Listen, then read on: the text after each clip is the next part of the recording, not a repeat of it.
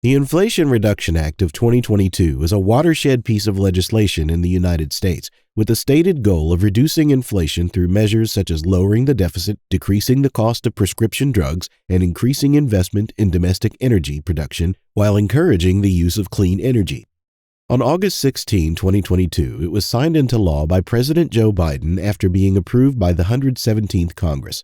Two senators, Chuck Schumer and Joe Manchin, have teamed up to introduce a budget reconciliation bill. After encountering resistance from Manchin, the original concept of the Build Back Better Act was scaled back and substantially changed throughout the ensuing negotiations. It was proposed as a change to the Build Back Better Act, and its statutory language was replaced. This video is going to be about the Inflation Reduction Act. What does the Inflation Reduction Act contain? The Inflation Reduction Act is a trimmed-down form of the Build Back Better plan, which promised to make unprecedented improvements in the country's social safety net. The new measures reduces the price of prescription pharmaceuticals and hikes taxes on companies while also making the greatest investment in U.S. history to tackle climate change. The major clauses are as follows. Corporations with annual revenues over $1 billion will be subjected to a new minimum tax rate of 15%. There will be no rise in taxes paid by individuals or families. Companies will be subject to an excise tax of 1% on stock buybacks. One of the most important parts of the Inflation Reduction Act is a provision that allows Medicare to negotiate the cost of some prescriptions, thereby lowering the price recipients will pay for these medications. Starting in 2025, the maximum amount Medicare beneficiaries would have to pay each year for their prescription drugs would be $2,000. The Internal Revenue Service has been complaining for years that it is understaffed and unable to fulfill its responsibilities in the area of tax enforcement. The tax agency will receive $80 billion over the next decade thanks to this bill. Presently, health insurance premiums under the ACA are subsidized by the federal government to cut premiums. These rebates, set to cease at the end of this year, have been extended until 2025. According to the U.S. Health and Human Services, if these subsidies aren't extended, about 3 million Americans will lose their health insurance. Tax credits for families to offset energy bills, investments in clean energy sources, and tax credits targeted at lowering carbon emissions are only some of the climate protection initiatives included in the law. Climate damage and the Inflation Reduction Act. On Tuesday, the White House estimated that by enacting the Inflation Reduction Act, the most significant climate commitment ever taken by Congress, the nation could save up to $1.9 trillion in social expenses associated with climate change by the year 2050. The White House has stated that the act, which the president has passed into law this month, will lessen health impacts such as early death and costs associated with rising temperatures and sea level rise. The federal budget is managed by the Office of Management and Budget. So, whose analysis is the first published estimate of social expenses averted due to laws addressing climate change? The cost to society of carbon is a hypothetical monetary price tag attached to increased carbon pollution in the future.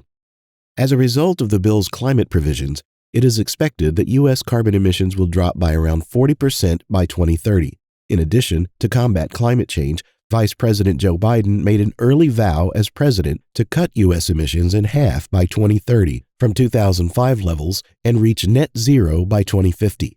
The estimate predicts that by the end of this decade, the measure will have resulted in annual savings of between $34 and $84 billion. Energy Innovation, Princeton University, and the Rhodium Group all contributed models to the White House's analysis, which is based on those models.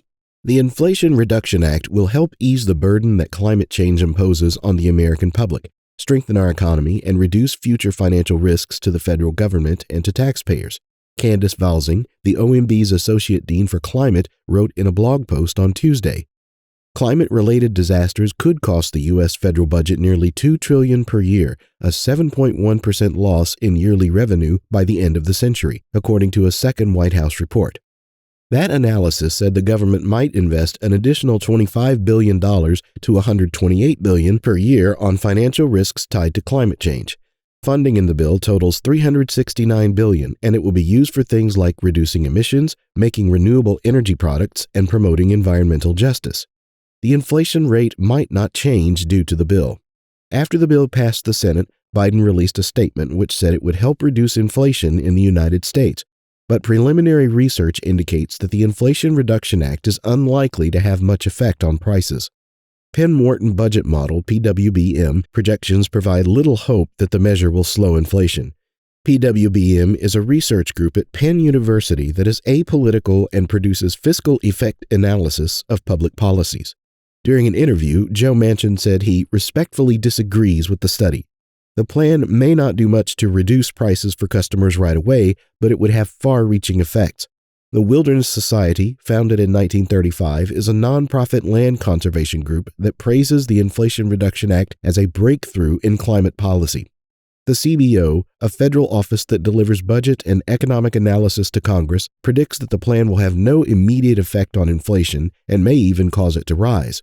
The Congressional Budget Office predicts it will have a negligible effect on inflation in 2022 and will alter inflation by between 0.1 percentage points lower and 0.1 percentage points greater in 2023. The Congressional Budget Office projects that the law will reduce the deficit by even more than $100 billion in the next decade, even if it does not affect inflation. According to the Bipartisan Policy Center, the federal deficit in 2021 was $2.8 trillion. The expected deficit reduction under the measure will eliminate almost 4%. What should the IRA do? Advocates that can keep the administration accountable for following the law, despite the IRA's flaws with respect to family and community equity. In particular, the tax rebate implementation guidelines may call for increased emphasis on reaching out to and engaging low-income populations.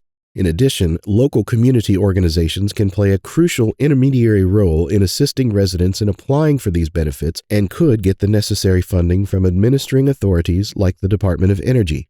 These organizations can also identify the missing funds to make sure the most people possible benefit from the infrastructure upgrades and that the gains in property value from those gains don't lead to evictions or rent hikes. In a nutshell, they have leverage because of the large number of residences that are occupied by people who are energy insecure and/or historically disadvantaged. Similarly, watchdogs can make sure that the communities most at risk from the pollutants which the IRA doesn't address receive priority under the new program criteria for environmental protection and community development funding. There have been decades of suffering in places like urban areas next to polluting manufacturing operations or in tribal nations and rural villages near federally leased oil fields. These funds could be used to strengthen environmental, engineering, and legal structures in the areas most in danger of increased extraction and exploitation. Policymakers and interested parties alike should keep watch to make sure the results of our decarbonization efforts are consistent with the projections that were used to support the law.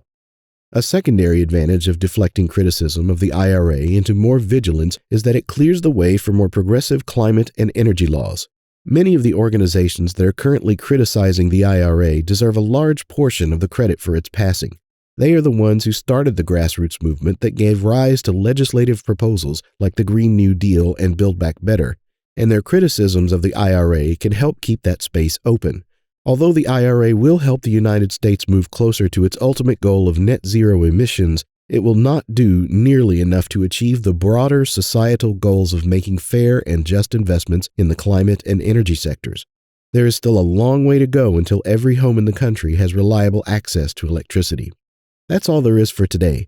Leave us a comment with your thoughts on the Inflation Reduction Act. Also, make sure to leave a like and subscribe to our channel if you enjoyed the video. And click the notification bell to never miss our videos. Stay tuned.